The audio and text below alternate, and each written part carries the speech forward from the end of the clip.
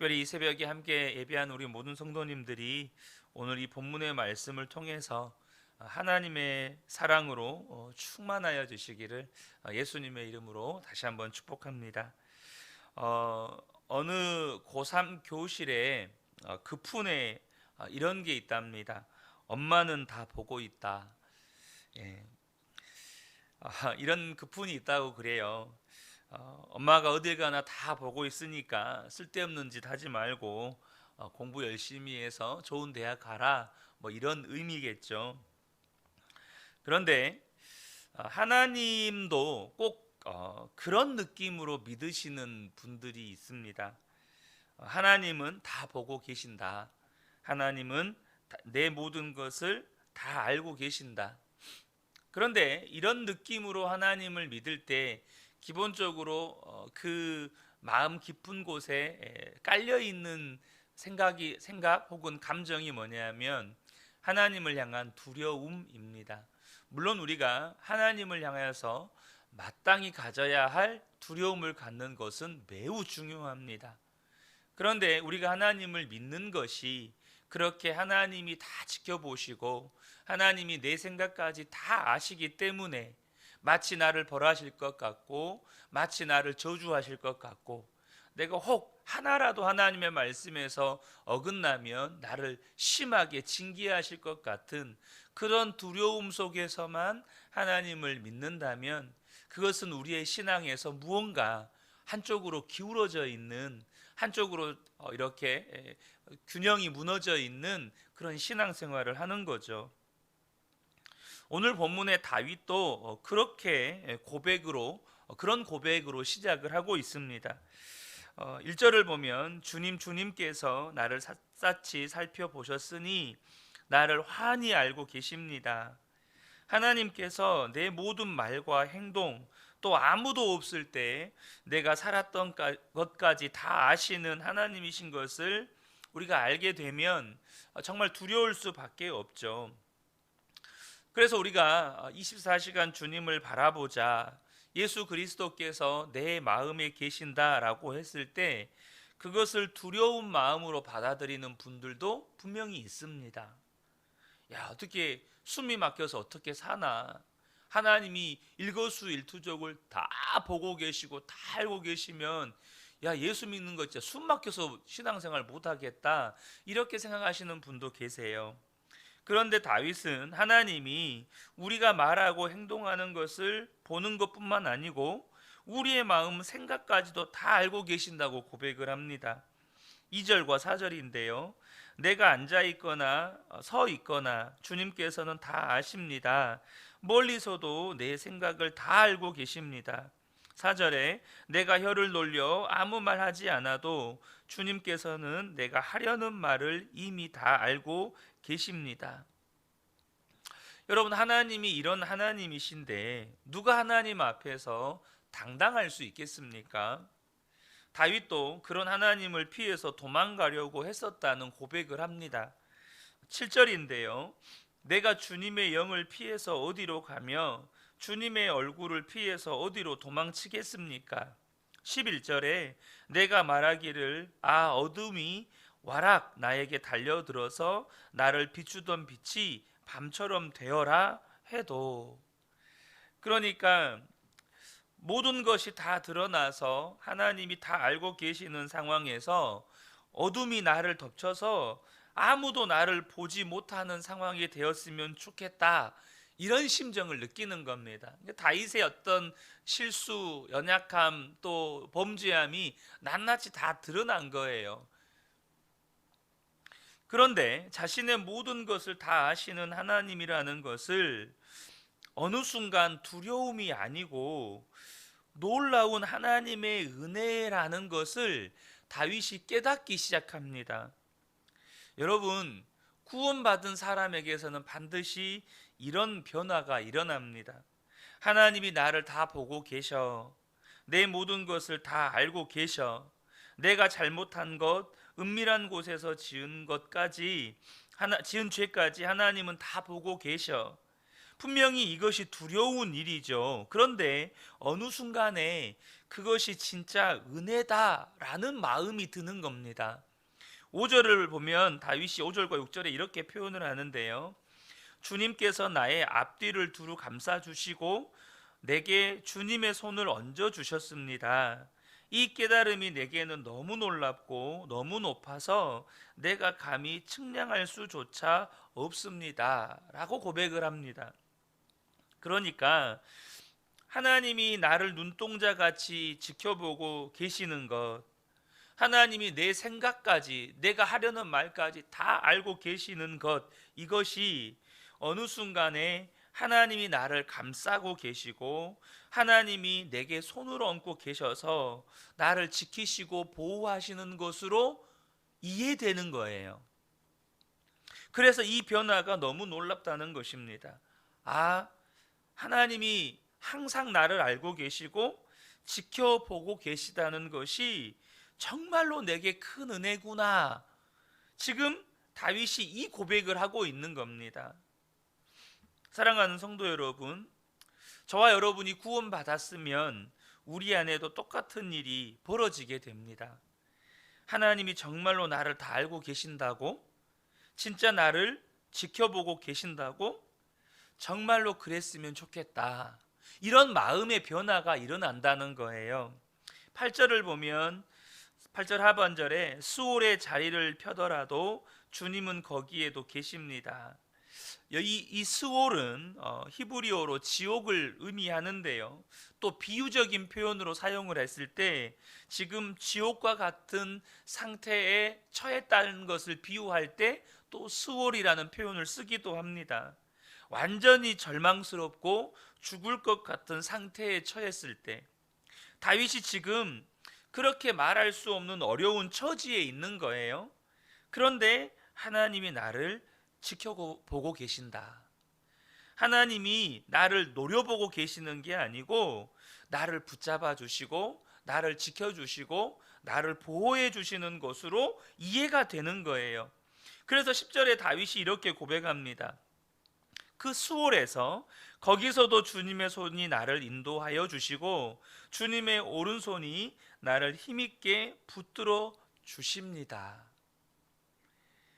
하나님이 나를 지켜보고 계시는 것이 내가 잘못한 것이 없나 이렇게 일거수일투족을 감시하면서 노려보시는 게 아니고 나를 어떻든지 포기할 수 없으시고 나를 버리지도 않으시고 그래서 나를 붙잡고 계시고 인도하고 계시고 보호하고 계시는 것으로 이해가 되는 거예요. 그 의미로 깨달아지는 거예요. 사랑하는 성도 여러분, 우리 모두에게도 동일합니다. 예수님이 우리 안에 계시고 우리와 늘 함께 계시는 것은 두려운 일이 아니고 말할 수 없는 하나님의 은혜라는 겁니다.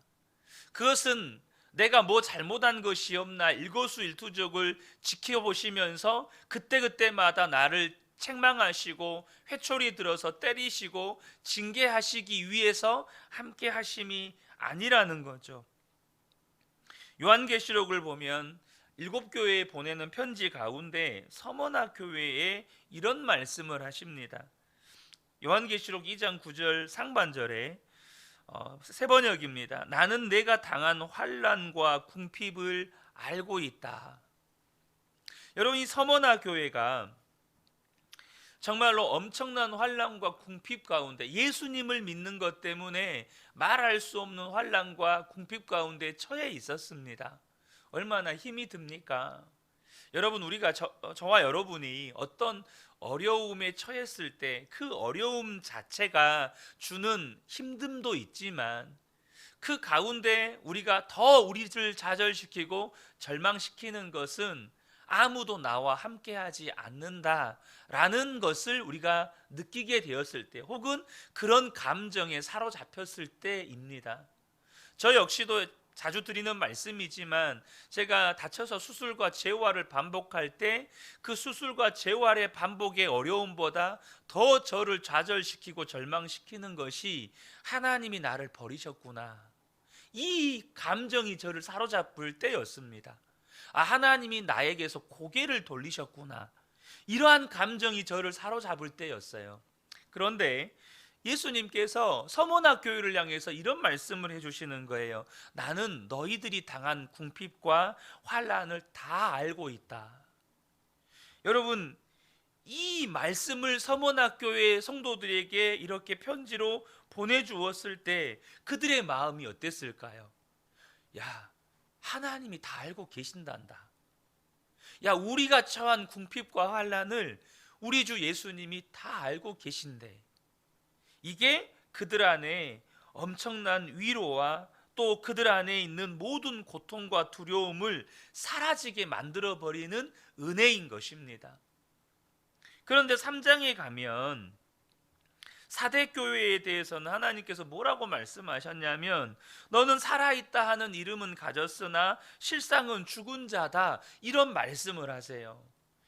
여러분, 이런 책망이 없습니다. 성경에서 예수님께서 교회를 향해서 책망을 하실 때, 그러니까 주님의 몸된 교회들, 성도들을 향해서 책망을 하실 때, 네가 살아있는 것 같으나 죽은 자다, 이런 책망을 받은 교회가 없어요.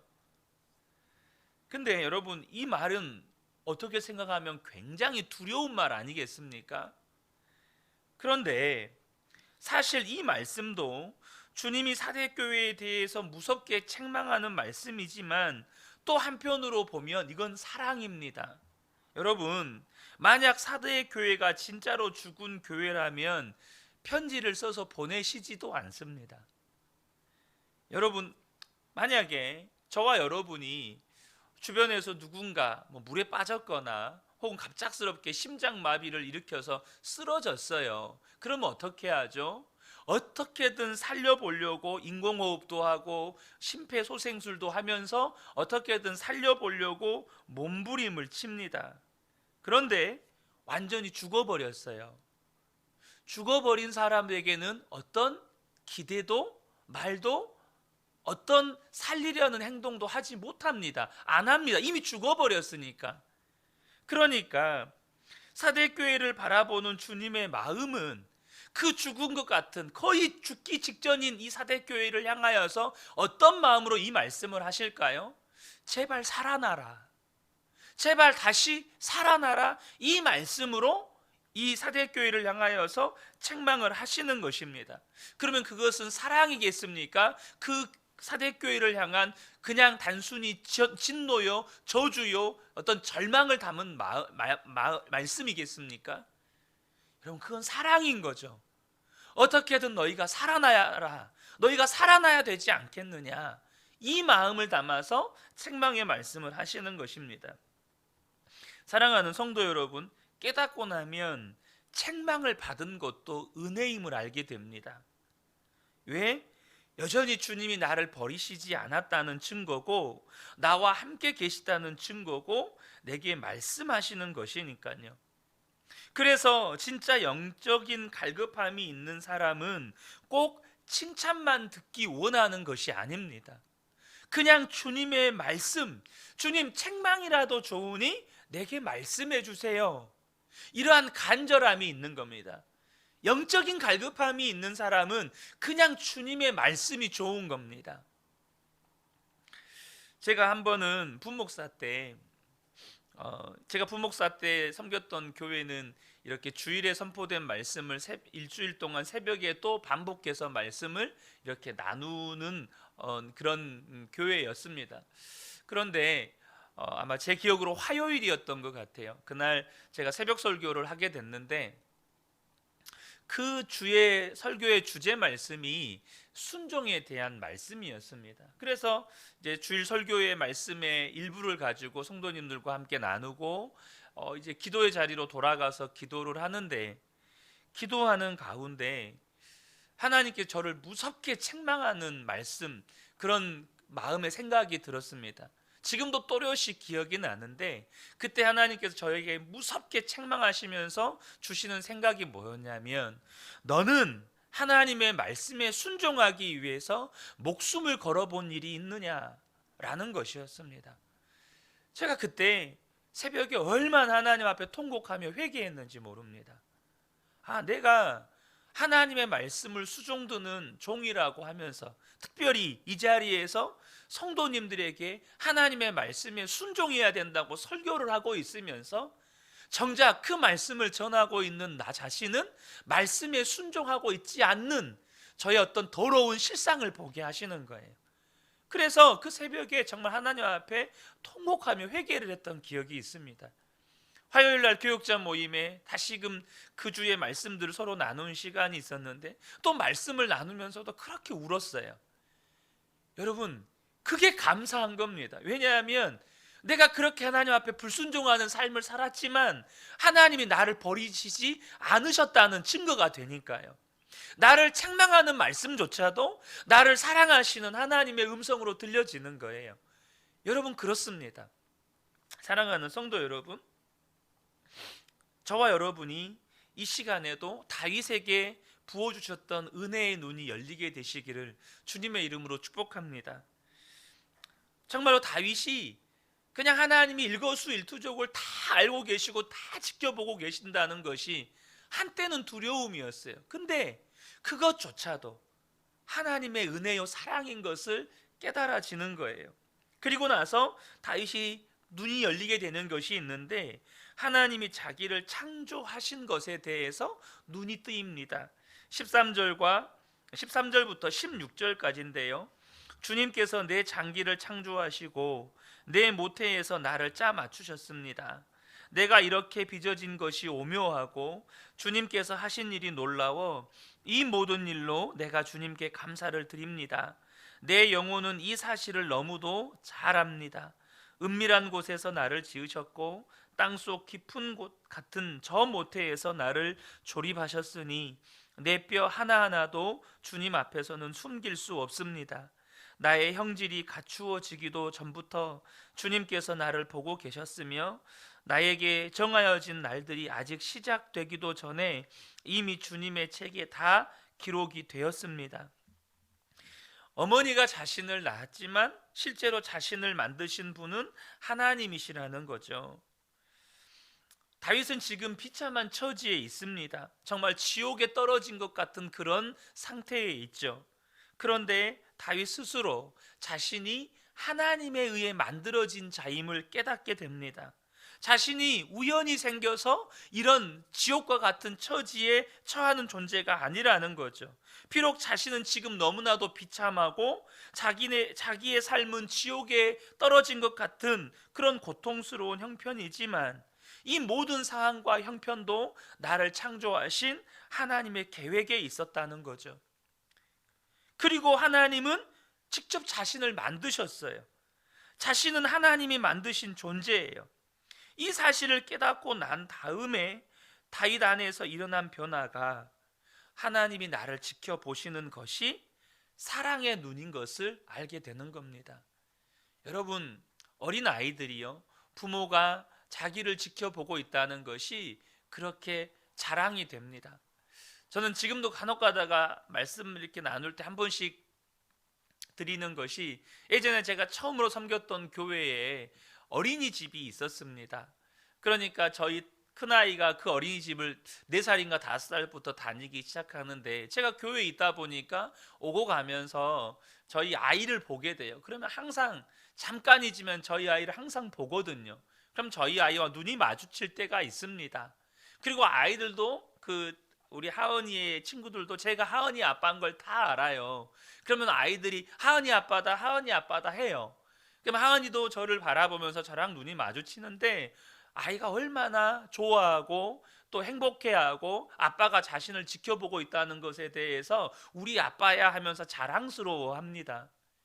여러분, 하나님이 아버지인 것이 분명히 믿어지면 하나님의 눈길이 은혜가 되는 겁니다. 하나님이 나를 사랑의 눈으로, 나를 지으신 하나님이 나를 사랑의 눈으로 지켜보고 계신다라고 믿어지면 그 하나님이 심지어 내가 죄로 말미암아 죄의 유혹에 넘어지는 것을 지켜보고 계시는 것조차도 안타까운 마음으로 사랑의 눈으로 바라보고 계신다라고 하는 것이 믿어지는 겁니다. 그래서 아버지의 회초리는 비록 아프지만 단 한 번도 아버지의 회초리를 여러분 의심하지는 않는 겁니다. 나를 사랑하시는구나. 나를 책망하시는 것조차도 나를 사랑하시는구나.